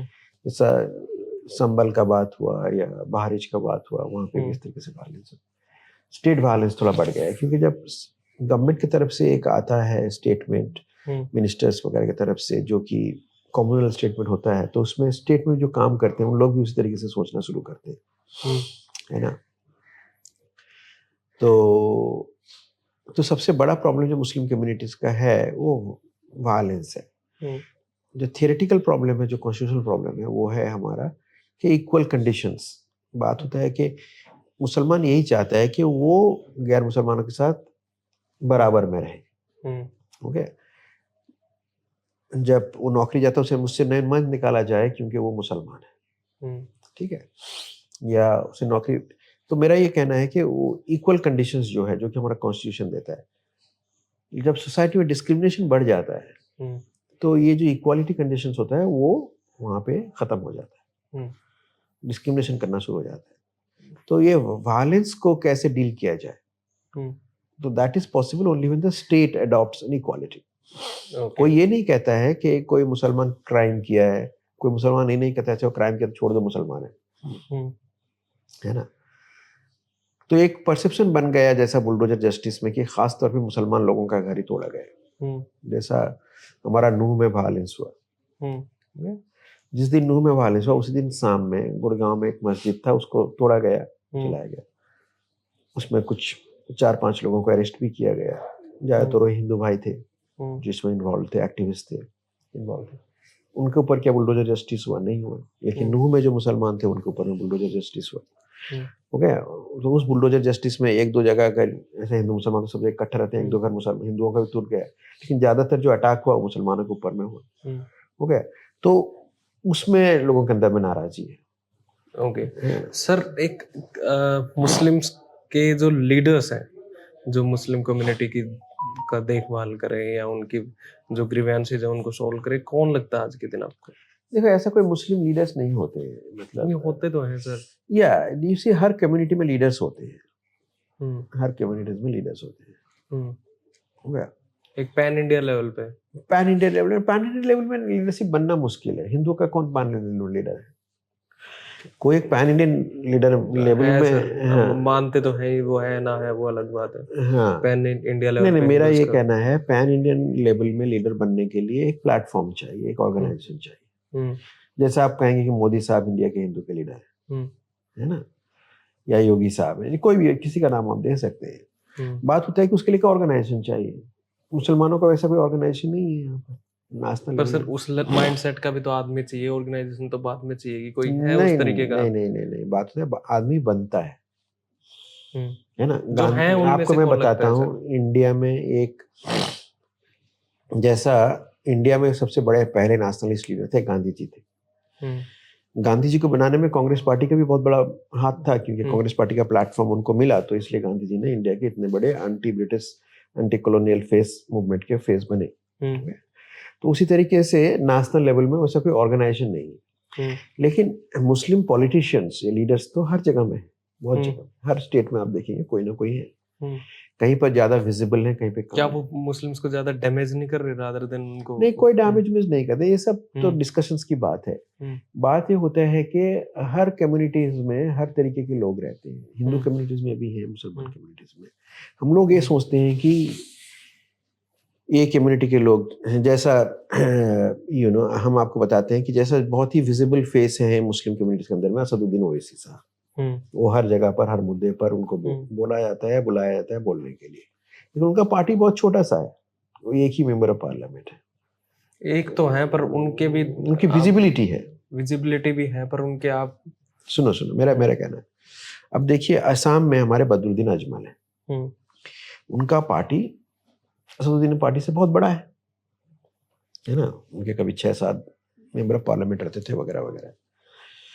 बदरुद्दीन साहब जब खान मार्केट में खड़े होंगे, 2 आदमी उनको पहचान नहीं पाएंगे, लेकिन असदुद्दीन साहब कहीं भी खड़े हो जाएंगे तो सब लोग पहचान लेंगे, है ना। क्योंकि असदुद्दीन साहब का जो स्टैच्यूर बना है, उसका जो सबसे बड़ा वजह है, मीडिया ने उनको उतना बड़ा स्टैच्यूर बनाया है।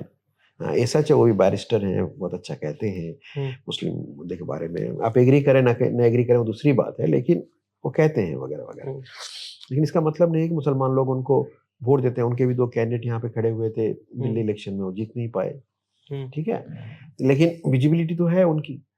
तो मेरा ये कहना है, वैसे हर इसमें हर जगह पर आप देखेंगे, यूपी में बहुत सारे मुस्लिम लीडर्स हैं जो वहाँ पर काम करते हैं, जो लोकल लेवल में काम करते हैं। जैसा हमारी इकरा हसन है, वो अभी नया नया आई है, तो बहुत सारी जगह पर है, कहीं पर कोई आर्टिकुलेट है, कोई और कुछ है वगैरह वगैरह है। तो कम्युनिटी के अंदर में लीडरशिप तो है, लेकिन नेशनल लेवल में एक नेशनल लीडर, जैसा लोग कहते हैं कि मौलाना आजाद के बाद में मुसलमान कौम के अंदर में कोई नेता नहीं आया, नेता की जरूरत नहीं है। मुसलमान मुद्दे कम्युनिटी का जो इश्यूज है वो वही है जो हिंदू कम्युनिटीज का है। स्वचार रिपोर्ट जब पब्लिश हुआ, उसमें क्या कहा, वो कहा कि मुसलमान लोग, बच्चे लोग पढ़ना चाहते हैं, लेकिन उनके बाप माँ के पास पैसे नहीं है, इसलिए वो स्कूल जाते हैं, स्कूल से ड्रॉप आउट हो जाता है, पढ़ नहीं पाते। हिंदू कम्युनिटी भी वही चाहता है, और आपको भी पता है, हमको भी पता है, यूपी में, बिहार में एजुकेशन सिस्टम जो स्कूल वगैरह है वो सारा कोलैप्स कर गया है। दिल्ली में भी कोलैप्स कर गया था। अरविंद केजरीवाल का एक सबसे बड़ा फ्लैगशिप प्रोग्राम था कि हम एजुकेशन को बढ़ा रहे हैं, इसीलिए उनको 10 साल यहाँ पे चीफ मिनिस्टर बनने के लिए मौका मिला उनकी पार्टी को, ठीक है ना। तो वो प्रॉब्लम मुसलमानों का भी है, वो प्रॉब्लम हिंदुओं का भी है। हेल्थ के बारे में देखें तो वो प्रॉब्लम मुसलमानों का है। बस क्या मुसलमान का प्रॉब्लम थोड़ी ये है कि मैं मस्जिद में 5 माइक लगाना चाहता हूँ और कोई सरकार कहता है नहीं, आप कोई माइक मत लगाइए क्योंकि पॉल्यूशन हो रहा है, ये है ना, नहीं है। लेकिन आप भी हिंदुस्तान के बारे में जानते हैं, हम जानते हैं ना, हमारा तो रास्ते में हर दिन इतना हॉन्किंग होता है, तो कई सारे ये आप जब मस्जिद में भी 50 माइक लगा दें तभी वो हॉन्किंग से कम होगा, होगा ना, नहीं होगा। तो ये टॉलरेंस की बात होती है। आप उसको मुस्लिम इशू बना देते हैं कि देखो मुसलमान ने माइक लगा के चिल्ला रहा है। जैसा आपका गुड़गांव में नमाज का कंट्रोवर्सी हुआ कि लोग क्या नहीं पब्लिक स्पेस में नमाज पढ़ते हैं। आप होली क्या पब्लिक प्लेस में नहीं करते? आप बोलिए, है ना? होली तो जो करता है वो भी पब्लिक प्लेस में आदमी करता है। तो वो म्यूचुअल रेस्पेक्ट की बात होती है। उसमें कोई मुसलमान जाके थोड़ी कहते हैं कि भाई आप होली नहीं खेल सकते हैं क्योंकि पब्लिक प्लेस है। नहीं, दुर्गा पूजा नहीं, विसर्जन नहीं कर सकते क्योंकि पब्लिक प्लेस है, तो नहीं कहते। तो हम तो हजारों साल से हिंदू मुसलमान यहाँ पे रहे हैं। ये सारा चीज हजारों साल से चल रहा है। होली कोई पहली बार नहीं हो रहा है, अजान कोई पहली बार नहीं हो रहा है। ओके, तो इससे क्वेश्चन इज कि हमारा जो पॉलिटिकल लोग हैं वो इस चीज को किस तरीके से ये करते हैं। बात होता है कि जब कोई आदमी एक सेक्टरियन या कम्युनल बात कहता है या फिर परस्ती के बारे में बात करता है या इस तरीके का ट्विस्ट देता है, आर्गुमेंट देता है, उसको काउंटर करने के लिए जो सेकुलर लीडरशिप का जो वॉइस आना चाहिए वो बात नहीं आता है। आप गुड़गांव का नमाज कंट्रोवर्सी में इसमें अखिलेश यादव साहब का कितना रोल है? कई कितने बार वो प्रोटेस्ट किए या क्या किए, जबकि वो गवर्नमेंट अप्रूव्ड था। नमाज पढ़ता है कितना देर के लिए पढ़ता है? 1.5 घंटे के लिए पढ़ता है, 1 घंटे के लिए पढ़ता है, आधे घंटे के लिए पढ़ता है। इसमें कोई दुनिया उलट नहीं जाती। हाँ, ठीक बात है ना? मुसलमान गुड़गांव में या कहीं पर भी बाहर नमाज किस लिए पढ़ते हैं? क्योंकि मस्जिद नहीं है। जब बड़ी मस्जिद होती तो मस्जिद में पढ़ता है ना? तो कई सारे नमाज हो के, जैसे जुम्मे का नमाज हुआ या ईद का नमाज हुआ, ये मास कॉन्ग्रीगेशन होता है, इसको हम अकेले नहीं पढ़ सकते, है ना? तो जब कोई कहता है कि नहीं आप 52 दिन आता है जुम्मा तो इसलिए आप एक दिन जुम्मा छोड़ दो, ऐसा नहीं होता है ना? तो इस तरीके से जो सारा सोच है, ये सोच है। अब देखो मुसलमान नमाज पढ़ने जा रहा है, वो तो ये नहीं कह रहा है तुम होली खेलना बंद कर दो, वो तो ये नहीं कह रहा है तुम भी आके नमाज पढ़ो, है ना? ठीक है, वो बस यही कह रहा है कि मैं नमाज पढ़ने जाता हूँ, नमाज के वक्त में मेरे साथ होली मत खेलो। ज्यादा से ज्यादा कोई बोलेगा तो यही बोलेगा, और क्या बोलेगा? आप अपना होली खेलो, हम मना नहीं कर रहे, है ना? आप होली खेलना, कोई मस्जिद के सामने खड़े होकर होली खेलना, कहीं पे कौन सा धर्म में लिखा है, कौन सा हिंदू शास्त्र में लिखा है कि होली आप मस्जिद के सामने ही खेलेंगे? वो तो फिर वो टीज करना ही होगा। हाँ, तो ये सारा चीज है, ये जो सोच है। क्योंकि देखिए हमको ये बात याद रखना पड़ेगा कि इंडिया को हम लोग एक कंट्री या डेमोक्रेसी की हैसियत से मान सकते हैं और मानते हैं, बट हम लोग एक सिविलाइजेशन है। We are a civilization, one of the oldest civilization on the planet. हमारी इसको we should be proud of it.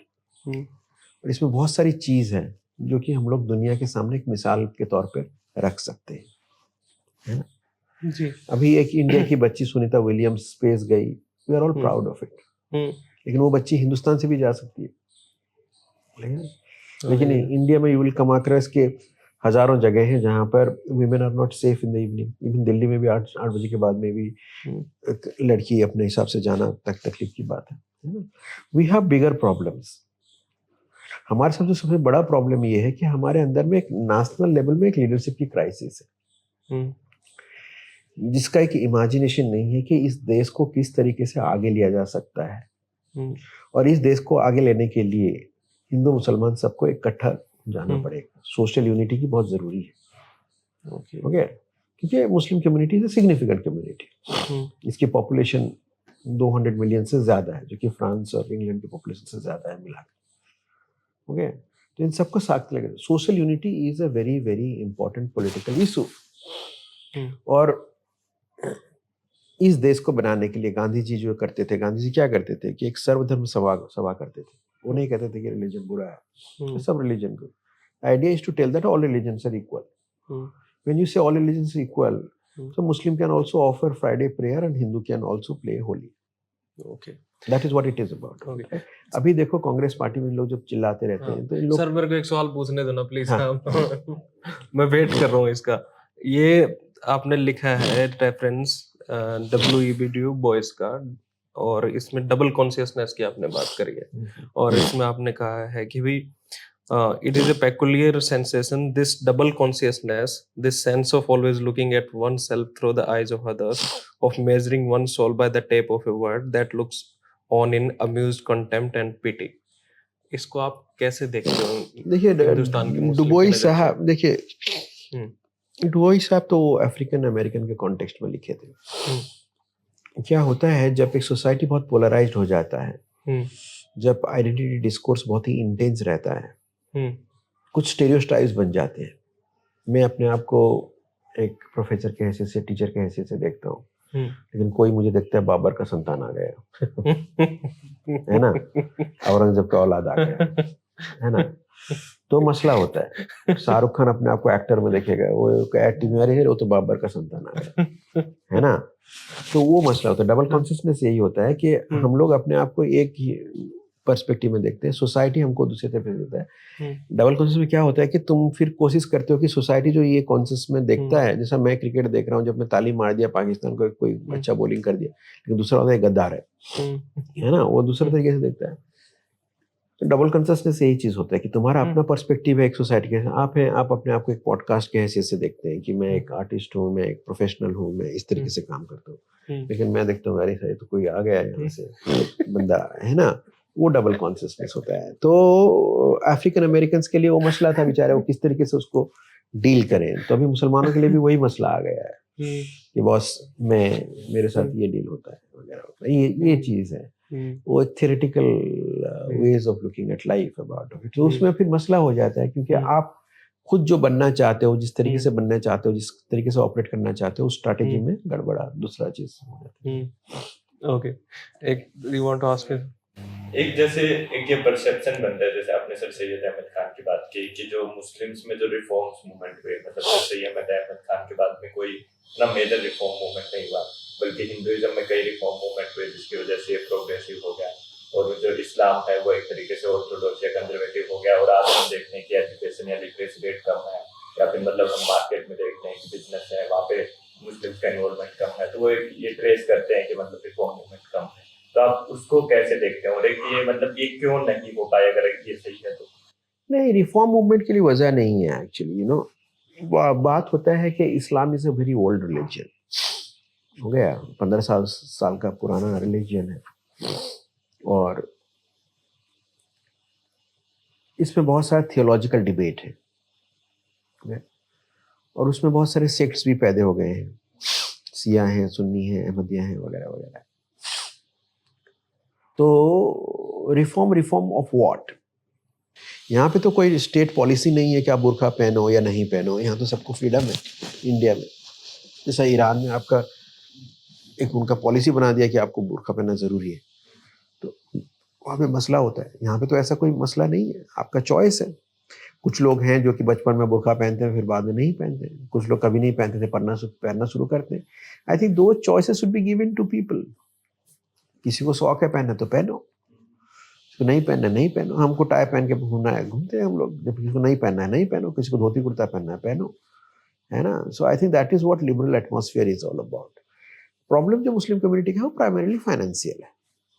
There is a huge bulk of Muslim people who do not have adequate number of। अब अभी ईद आ रहा है, आप ईद के दिन में भी जाएंगे, आई ऑफन मीट 30-40% या उससे ज्यादा लोग ईद में नए कपड़े नहीं खरीद सकते हैं। एक नया कपड़ा खरीदने के लिए कितना है, 1,000 रुपये की जरूरत होती है पैजामा कुर्ता खरीदने के लिए। आप दिल्ली में घूमेंगे, मस्जिद में जाएंगे, देखेंगे बहुत सारे लोग वो पुराना कपड़ा पहन के आए होंगे, उसी को सफाई करके आए होंगे पहन के। तो that reflects the economic condition of a person. समझ के बात को। तो मेरा ये कहना है जो फंडामेंटल प्रॉब्लम जो मुस्लिम कम्युनिटी का है वो एम्प्लॉयमेंट का है, वो इनकम जनरेशन का है, वो वेल्थ का है। किस तरीके से वेल्थ करेंगे। तो उसमें जब दंगा फसाद बढ़ता है, वायलेंस बढ़ता है, डिस्क्रिमिनेशन बढ़ता है, तो उसका और भी ज़्यादा नेगेटिव इम्पैक्ट पड़ता है। अब जैसा किसी का एक छोटा सा बिजनेस है नागपुर में, अभी जल गया, घर बर्बाद हो गया, उसको रिहेबिलिटेट करेगा, उसके लिए तो फिर पूरा खत्म हो गया उसका। जैसा नूहू में खत्म हो गया, सब हो गया। तो इस तरीके से उसका बहुत बड़ा एक कभी कभी एक फैमिली पूरा जनरेशन के लिए पीछे चला गया, है ना। तो ये सारा चीज़ है। तो आई think that is a fundamental problem. जब सोसाइटी में हमारा सिक्योरिटीज आ गया, फाइनेंसेस का आ गया, जैसा मुस्लिम के सच्चा रिपोर्ट में ये दिखाया गया, बहुत सारे कम मुस्लिम कम्युनिटीज को लोन मिल सकता था, क्योंकि उसके लिए बहुत सारी चीज जरूरत होते थे लोन निकालने के लिए, उनके पास नहीं होते थे। डॉक्यूमेंट्स की जरूरत होती है, लैंड की जरूरत होती है, या कोई चीज होती है। है ना? इसलिए उन लोग कोशिश किया था कि कहीं कोई सिस्टम से इन लोगों को लोन दिया जाए। कोई आदमी एजुकेटेड है, नौकरी नहीं मिल रहा है, क्या करेगा? कोई बिज़नेस करेगा। वो उस छोटा-सा बिज़नेस भी करे, वो कबाब का दुकान भी खोले हाँ, किसी भी या चीज़ कोई का। भी चीज़ का करे एक छोटा-सा करने के लिए। तो उसके लिए कैपिटल की ज़रूरत है या नहीं है? है ना?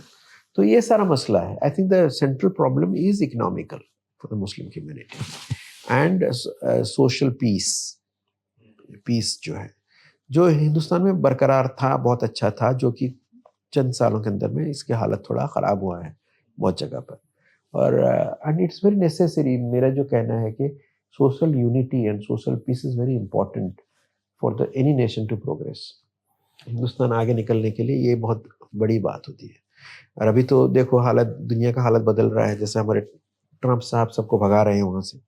हमारे पढ़े लिखे लोग सब तो पहले जाते थे कि अब चले गए, अब ग्रीन कार्ड कर लेंगे, अब अमेरिका बन जाएँगे। अब वो हालत बदल रहा है वहाँ पर। यूरोप में भी सारा जगह पर, सारे यूरोपियन कंट्रीज़ में इमिग्रेशन के खिलाफ में अभी बहुत बड़ी आवाज़ उठी है। अभी-अभी तो मैं सुबह से आज देखा कि 2 इंडियन बाप और बच्ची को मर्डर कर दिया गया है वर्जीनिया में। वो बेचारे हैं, कोई पटेल साहब थे, वो बेचारे वहाँ पे कोई दुकान चला रहे थे, स्टोर चला रहे थे, उनको मर्डर कर दिया गया है। एंटी इमिग्रेशन सेंटिमेंट्स बहुत बढ़ गए हैं अभी सारी दुनिया में। तो बात होता है कि हमारा कंट्री इतना बड़ा है, ये हमारी सबसे बड़ी खूबसूरती है और लोग यहाँ से वहाँ जा सकते हैं। यहाँ हम गोवा जाते हैं, जब तो गोवा में देखते हैं बहुत सारे बाहर के लोग, यूपी वगैरह के लोग जाके वहाँ पे काम करते हैं, रेस्टोरेंट हाँ। वगैरह में काम करते रहते हैं। अपॉर्चुनिटीज़ है, तो अपॉर्चुनिटीज़ क्रिएट करें। हमारे साथ तो सबसे बड़ा मसला है, कोई सरकार एम्प्लॉयमेंट के ऊपर में ध्यान नहीं देता, है ना? एम्प्लॉयमेंट जनरेशंस, कोई सरकार नहीं कहता है कि 2 महीने पहले इतना एम्प्लॉयमेंट किया था, हमने अभी एम्प्लॉयमेंट किया, इतना इतना बनाया है। अब जब आप अच्छे स्कूल चलाएँगे तो उसमें बहुत सारे लोग जाएँगे, है ना?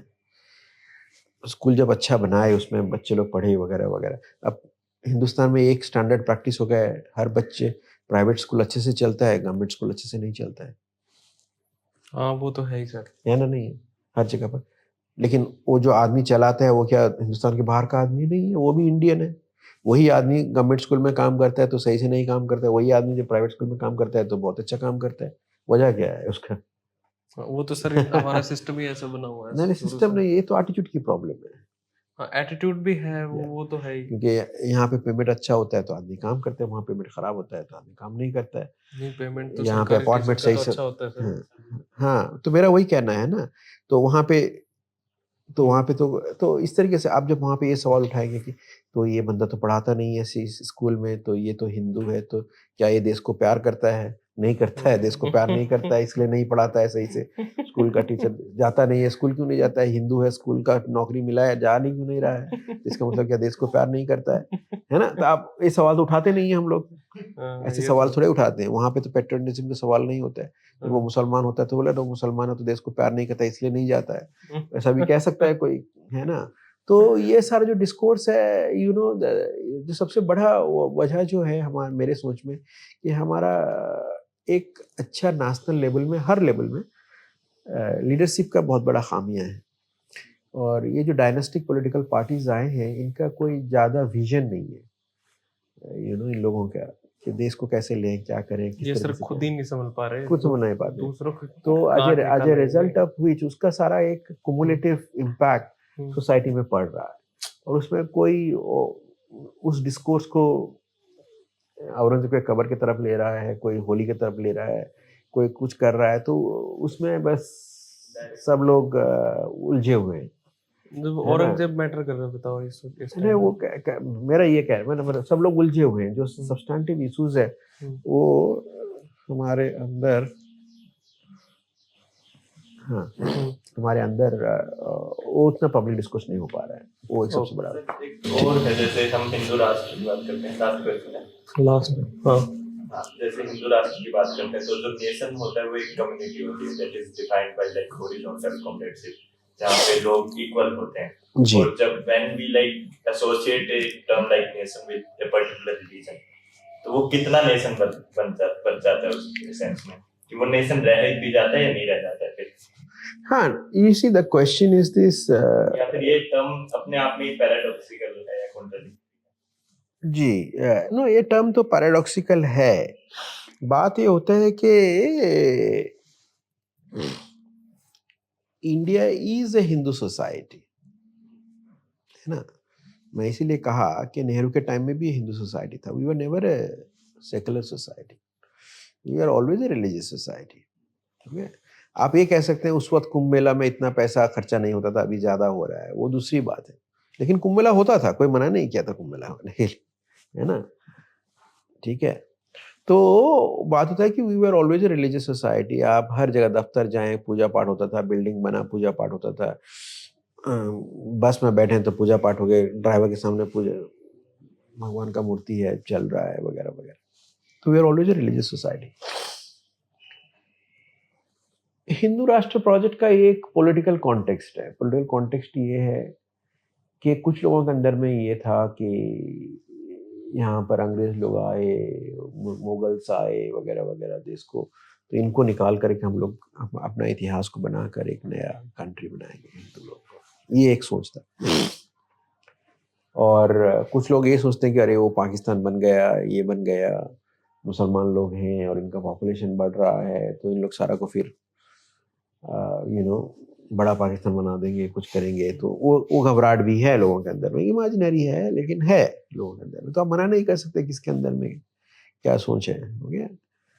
कोई आदमी जाता है रास्ते में 4 बिल्ली चलेगा, उसे कोई फर्क नहीं पड़ता है। कोई आदमी के पास में 1 बिल्ली आ गया तो घबरा जाता है, बोलता है भागो यहाँ से। ठीक है, तो लोगों के अंदर में वो सारी चीजें हैं। तो these are all situations of this things about it. But मेरा जो कहना है कि इंडिया में सेकुलर पॉलिटिक्स को रीइस्टाब्लिश किया जा सकता है, और इंडियन सोसाइटीज़ में जो प्रेजुडिसेस हैं वो काफ़ी दिनों से हैं, उसको जिस तरीके से फाइट करना चाहिए वो चीज़ फाइट नहीं हुआ, हो गया। उसको जिस तरीके से डील करना चाहिए था वो नहीं हुआ, क्योंकि हमारा इंडियन पॉलिटिक्स पर्टिकुलरली 1970s के बाद में वो एक दूसरा डायरेक्शन ले लिया, एक डायनास्टिक पॉलिटिक्स की तरफ आ गया। इंदिरा गांधी आई वो कांग्रेस को, तो 2014 में जिस वक्त मोदी साहब कैंपेन किए, उस वक्त उन्होंने कहा कि मैं देश को कांग्रेस मुक्त बनाऊंगा। तो मैंने तब कहा कि कांग्रेस मुक्त तो इंदिरा गांधी बना चुकी है ना। इंदिरा गांधी जब सारा पार्टी को कब्जा कर ली, कांग्रेस नाम का कांग्रेस रह गया ना, लेकिन basically it is a family party, let's recognise it, तो फैमिली बिजनेस है। तो कांग्रेस मुक्त तो इंदिरा गांधी तो पहले ही कर दी थी, ऐसी बात नहीं है। बट ये दूसरे लोग अपने आप को कांग्रेस के हिसाब से कहते हैं, लेकिन उसका कोई ताल्लुकात नहीं। This is not the same Congress party just given us the freedom. That is a different political party and this is a family business. इन लोग कांग्रेस का लेबल में फ्रेंचाइजी लेके बिक्री कर रहे हैं, ये सिचुएशन है। तो अभी मसला ये है कि इंडिया में जो नेशनल पॉलिटिकल लीडरशिप है, हर जगह पर देखिए, इनके अंदर में एम्बिशन नहीं है। अखिलेश यादव प्राइम मिनिस्टर बनना नहीं चाहते, उनका शौक है बस यूपी का चीफ मिनिस्टर बनना। स्टालिन साहब प्राइम मिनिस्टर बनना नहीं चाहते, है ना। तो राहुल गांधी साहब क्या बनना चाहते हैं किसी को पता नहीं है ना। ठीक है, वो प्राइम मिनिस्टर बनाना चाहते हैं, लेकिन किसको बनाएंगे वो उनको पता नहीं है ना। तो ये सिचुएशंस है। तो we do not have that kind of political people who could mobilise and all of it about it. जो करना चाहिए वो से नहीं कर पाते। As a result of which BJP के पॉलिटिक्स को चैलेंज सही तरीके से नहीं हो पा रहा है। लोकल लेवल में चैलेंज होता है, जहाँ पे चैलेंज होता है वहाँ पे कई जगह पर सक्सेसफुल होते हैं। जैसे कर्नाटक में चैलेंज हुआ, वो सक्सेसफुल रहा, है ना। जैसा हिमाचल प्रदेश में थोड़ा बहुत चैलेंज हुआ तो रहा। वो इलेक्टोरल चैलेंज, जो आइडियोलॉजिकल चैलेंज नहीं है। सारा जगह पर जहाँ पर भी सक्सेस हुआ है वो इलेक्टोरल चैलेंज है। जैसा कर्नाटक में जो चैलेंज था वो गवर्नेंस के ऊपर में था। उन्होंने एक मुद्दा बना दिया, 40% का कैंपेन है, उसमें उन्होंने मोबिलाइज किया और उसमें जीता। आइडियोलॉजिकल चैलेंज नहीं था, है ना। तो इस तरीके से रहा है। So that has become a big problem because हमारा जो quality of national level में जो competition होना चाहिए, it is crowded by dynasts. And dynast के साथ क्या मसला होता है? जो सबसे dynastic politics का जो सबसे बड़ा मसला ये होता है, dynastic politics always rewards loyalty over ability. आप हमारे लॉयल हैं या नहीं है वो बड़ी चीज है मेरे लिए, आप कितने काबिल हैं वो नहीं। As a result of which good talents don't come into those political parties. है ना। तो that has become the very big setback for Indian democracy. Okay, तो अभी देखो दुनिया में इतना सारा ग्लोबल इशूज चल रहा है, यूक्रेन वॉर चल रहा है, इजराइल में वॉर चल रहा है, या हमारा बॉर्डर इशूज चल रहा है, वगैरह वगैरह, बहुत सारा इशूज चल रहे हैं फॉरेन पॉलिसीज के ऊपर में। हमारे इतने पॉलिटिकल पार्टीज हैं, किसी के पास एक फॉरेन पॉलिसी सेल नहीं है, हाँ, है ना? दीज आर ऑल, कोई फॉरेन पॉलिसी का सेल नहीं। हमारा बस एक ही फॉरेन पॉलिसी है, पाकिस्तान, इसी के बारे में फॉरेन पॉलिसी है, और किसी के बारे में फॉरेन पॉलिसी नहीं है। तो इतने बड़े बड़े पार्टीज हैं, उनके पास रिसोर्सेस हैं, ये है लिखाई करना, डिस्कस करना, ये करना, वो सारी चीज़ की ज़रूरत है ना? वो सब कुछ नहीं होता है। सो एज ए डेमोक्रेसी, जो देखो, कोई डेमोक्रेसी पॉलिटिकल पार्टीज के बगैर नहीं चल सकता है। Political parties are the engines of democracy. जो हमारा सबसे दूसरा मसला ये है कि हमारे जितने सारे लोग जो क्रिटिसाइज करते हैं मोदी गवर्नमेंट को कि ये अनडेमोक्रेटिक है, इस ऑथोरिटेरियनिज्म फैला रहा है, वगैरह वगैरह, सारा क्रिटिसिज्म कर रहे हैं और उनका हक है करने का। लेकिन ये सारे लोग अपने अपने पॉलिटिकल पार्टीज के अंदर में डेमोक्रेसी लाए हैं क्या? हाँ, exactly. Now we have a whole range of political parties and leaders who want democracy at the national level or at the state level, but not inside the party. Inside the party, ना TMC believe करता है, ना DMK believe करता है, ना Congress party believe करता है, ना समाजवादी पार्टी बिलीव करता है, ना NCP बिलीव करता है, ना शिवसेना बिलीव करता है। Inside the party we don't want democracy. यहाँ पे इलेक्शन नहीं होगा। जब इलेक्शन होगा तो हमारा आदमी जीतेगा। इस तरीके से प्लान करो जैसा खाड़गे ही जीते और कोई नहीं जीते, ये है ना, है ना? तो this is a threat because the people who want democracy at the national level but not inside the party, they are not democrats. Exactly, sir. You know, they believe in democracy for others, not for themselves. Okay, they are not true democrat. जो true democrat है वो हर level में democracy देखेगा। ये सारा मसला है, ये सब बहुत सिग्निफिकेंट मसला है। ये मसला जब तक सॉल्व नहीं होगा, ये सारा प्रॉब्लम इस तरीके से इधर उधर होता होगा। That is what it is. The Hindu Muslim problem has become so big problem precisely because of this reason. Okay. Because your democracy has not evolved properly. So a lot of things are being captured part of it, और उसमें media का एक बहुत बड़ा role है, क्योंकि media भी ये सारा चीज को, मुद्दा को सही तरीके से, मेन स्ट्रीम मीडिया जो है, they all have become spokesperson of the government. Most anchors of television are bigger spokesperson of the Bharatiya Janata party. ज्यादा हेट मुस्लिम्स के खिलाफ ही करते हैं। हाँ, उनके अंदर में चल रहा है वो सारा चीजें। तो as a result of which, क्योंकि जो मैं किताब में लिखा हूँ ये बात है, मैं वो बात लिखा हूँ, क्या हुआ है कि जो लिबरल डेमोक्रेसी है that believes in the idea of separation of powers, judiciary, executive और पार्लियामेंट, ये अलग रहना चाहिए। सो वो जो separation of powers that does not exist. Why do these media agencies are speaking the language of the government or the political party they support? Because they cannot generate revenue based on viewership. Their revenue is generated through advertisements. Advertisements are controlled by other agencies. So they have to, वो अपना survival के लिए कर रहे हैं। कल सरकार बदल जाएगा, फिर दूसरा सरकार, फिर दूसरा सरकार में बोलना शुरू कर देंगे उनको, है ना? तो the whole question is this, that is what has become about. Everybody is interested about their own financial survival. That's why all these people have it. दो इंडिया में जो ज्यादातर मीडिया हाउसेस हैं, they also have other businesses. बहुत सारा politician है ज्यादा। So उनका वो बिजनेस के लिए उनको they have to keep the government in happy mood. They have to please the government. है ना? अब गवर्नमेंट चाहे या ना चाहे, उनको खुश करना है, उस चक्कर में वो रहते हैं। ठीक है? So those are the things. There is something fundamentally wrong that has gone in our society. So unless we fix that, all these secondary problems becomes primary problems, and primary problems disappear from the agenda. That is what has happened. Okay, sir. Then Thank thank you so much. बहुत शुक्रिया। बहुत शुक्रिया। Cut.